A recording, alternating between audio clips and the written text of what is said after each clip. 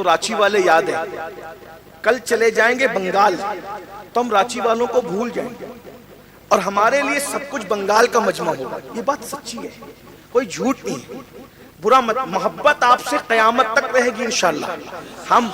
ہم بھلکڑ لوگ ہیں، بے وفا لوگ ہیں، بھلکڑ لوگ ہیں، بے وفا لوگ ہیں، غدار نہیں ہیں. حضور کی امت سے ہمارے دل میں محبت رہے گی کیونکہ حضور سے محبت ہے. لیکن اتنا ضرور ہے ہم کل آپ کو بھول جائیں گے کیونکہ بھلکڑ ہے. لیکن ایک بات کہوں، جو بھلکڑ لوگ ہیں، جو بھلکڑ لوگ ہیں، جو وفا نہیں جانتے، ان سے مصافحہ کرنے کے لیے 200 کلومیٹر دور سے آتے ہو، 100 کلومیٹر دور سے آتے ہو. چلو حضرت سے ملیں گے، سید صاحب سے ملیں گے. اور جو وفا کو پیدا کرنے والا ہے، جو خالق وفا ہے، اس سے ملنے کے لیے اپنا گھر چھوڑ کر 4 قدم پر مسجد نہیں جاتے. اگر آپ کے ایم ایل اے سے تعلق اچھے بن گئے، مفتی صاحب سے بن گئے، سید صاحب سے بن گئے، خطیب صاحب سے بن گئے تعلقات، آخر یہ کہاں تک کام آئیں گے؟ بہت زیادہ مفتی صاحب نے، ہم نے وفا کی، علماء کرام نے وفا کی تو قبر تک پہنچائیں گے. قبر کے اندر ہم نے کام نہیں آنا، بالکل کام نہیں آنا. آپ جنگل میں پھنسے، اللہ نہ کرے ہمیں پتہ بھی نہیں چلے کہ ہم نے کیا کام آنا آپ کے. لیکن وہ اللہ جو ہماری شہرت سے زیادہ قریب ہے، جنگل میں ہے تو ساتھ ہے، پہاڑوں میں ہے تو ساتھ ہے، خوشیوں میں ہے تو ساتھ ہے. جہاں سایہ ساتھ چھوڑ دیتا ہے وہاں بھی خدا کی رحمت تمہارے ساتھ ساتھ ہے. ہوا ماکم اینما کنتم، تم جہاں کہیں ہو اللہ تمہارے ساتھ ہے. ایک بات کہوں، مجھ سے کچھ مانگو گے تو میں آپ کے سامنے جو دینے کی حیثیت رکھتا ہوں بس وہی دے سکوں گا، اس سے زیادہ کچھ نہیں دے سکتا. لیکن ایک بات یاد رکھنا، میرا اللہ وہ ہے جو مانگو گے وہ عطا کرے گا. خود کہتا ہے ادعونی استجب لکم، مجھ سے مانگو، جو مانگو گے ہم تمہیں عطا کریں گے. اور کتنا قریب ہے، چلانے کی ضرورت نہیں، بھاگنے کی ضرورت نہیں. اللہ ارشاد فرماتا ہے نحن اقرب الیہ من حبل الورید. بس میرے جوانوں سے اتنا ہی کہنا چاہتا ہوں، روزی روٹی کے لیے ہمارے پاس آتے ہو، حضرت دعا کر دو. یقیناً دعا اللہ والوں سے کروانا چاہیے، بزرگوں سے کروانا چاہیے. یہ بزرگوں کا ہی طریقہ ہے، حضور علیہ السلام کا طریقہ، صحابہ کا طریقہ ہے کہ حضور علیہ السلام خود بھی اللہ اکبر لوگوں کو یہ ہدایت دیتے تھے کہ اس زبان سے اپنے لیے دعا کرواؤ جس زبان سے تم نے گناہ نہیں کیا. تو لوگ کہتے تھے وہ کیسے، وہ زبان کہاں سے لائے؟ تو فرماتے تھے تمہاری زبان سے سمجھ لو سمجھانے کے لیے، عبداللہ کی زبان سے عبد الرحمن نے گناہ نہیں کیا، عبد الرحمن کی زبان سے عبد السلام نے گناہ نہیں کیا. یا یوں کہہ لے کہ میری زبان سے آپ نے گناہ نہیں کیا اور آپ کی زبان سے میں نے گناہ نہیں کیا، تو میری زبان آپ کے حق میں جو دعا کرے گی یہ بے گناہ زبان دعا کرے گی تو آپ کے حق میں وہ دعا مقبول ہوگی. اور آپ میرے حق میں جو دعا کریں گے تو میرے حق میں یہ جو دعا ہے، میں نے اس زبان سے گناہ نہیں کیا تو بے گناہ زبان دعا کرے گی تو میرے حق میں آپ کی دعا قبول ہوگی. بلکہ آقا فرماتے ہیں ایک مومن دوسرے مومن کے پیٹ پیچھے جب دعا کرتا ہے تو اس کی دعا کو وہ مقام دیا جاتا ہے جیسے حاجی کو عرفات کی میدان میں جو حاجی کی دعا کا مقام ہے وہ مقام اللہ غیر مومن کے پیٹ پیچھے دعا کرنے والے کی دعا کو مقام عطا فرماتا ہے. لیکن ایک بات کہتا ہوں میرے بھائی، ہم دعا کر سکتے ہیں، اس سے زیادہ کچھ نہیں دے سکتے. لیکن اللہ وہ ہے، تم روزی مانگو گے وہ تمہیں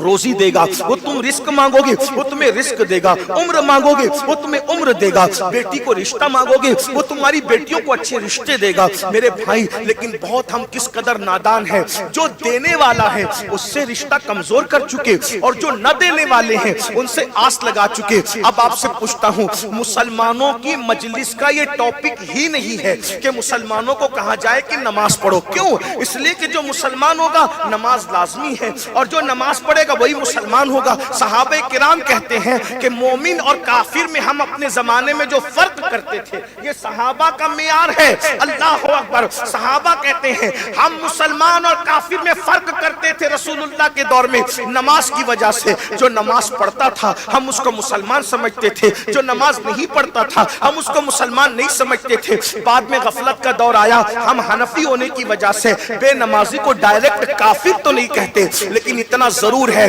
میرے بھائی, حضرت فاروق اعظم نے فتویٰ دیا بے نمازی کافر ہے, عبداللہ ابن مسعود نے فتویٰ دیا بے نمازی کافر ہے, حضرت عطا نے فتویٰ دیا بے نمازی کافر ہے. یہاں تک بیان کیا گیا 100 سے زیادہ صحابہ کا فتویٰ ہے کہ بے نمازی کافر ہے. ہم اس کی تعویل کرتے حنفی ہونے کی وجہ سے, لیکن مجھے بتاؤ نمازوں میں سستی کرنے والوں, نمازوں میں غفلت کرنے والوں, تم کہتے ہو قیامت کے دن حضور ہاتھ پکڑ کے جنت میں لے جائیں گے. میرا ایمان ہے شفاعتی لأہل الکبائر من امتی, لیکن آپ سے پوچھنا چاہتا ہوں اللہ اکبر, اگر حضرت فاروق اعظم کے فتوے کے مطابق قیامت میں فیصلہ کیا گیا,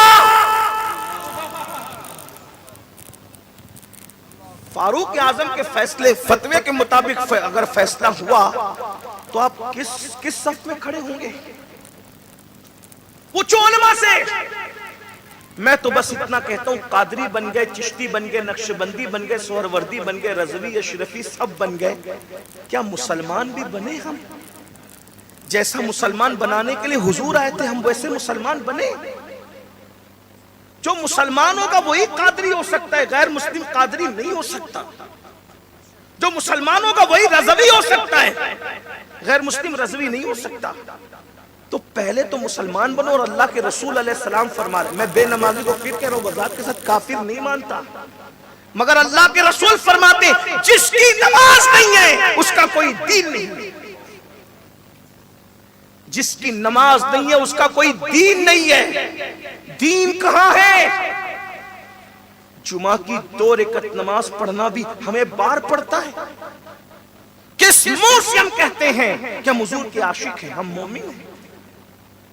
جو قوم اللہ کے رسول کی محبت میں 10 منٹ کا وقت نہ نکال سکے, اگر کسی کو جلانے کے لیے کہہ رہے ہو کہ ہم حضور سے محبت کرتے تو تم جانو تمہارا کام جانو, اور اگر واقعی حضور سے عشق کرتے ہو تو عشاق تو ایسے نہیں ہوتے.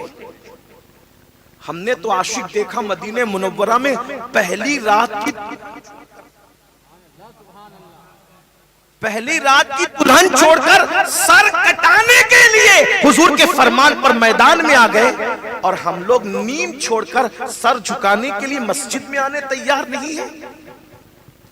یہ جو آج مسلمانوں کے جلسوں میں ہزاروں کی پبلک ہے, جس پر مقرر بھی خوش ہے, ناظم بھی خوش ہے, اور انتظامیہ بھی خوش ہے, جب آپ حدیث میں دیکھیں گے تو یہ قیامت کی نشانیوں میں سے نشانی ہے.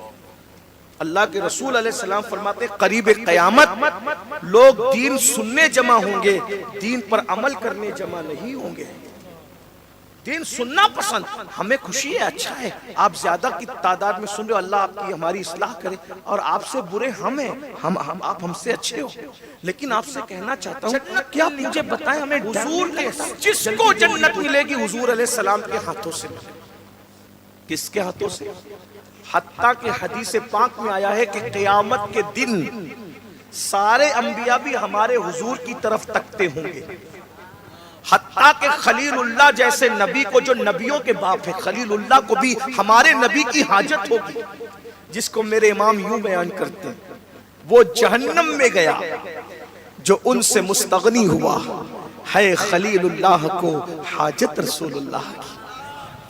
جنت لینے کے لیے سب کو حضور کے پاس جانا.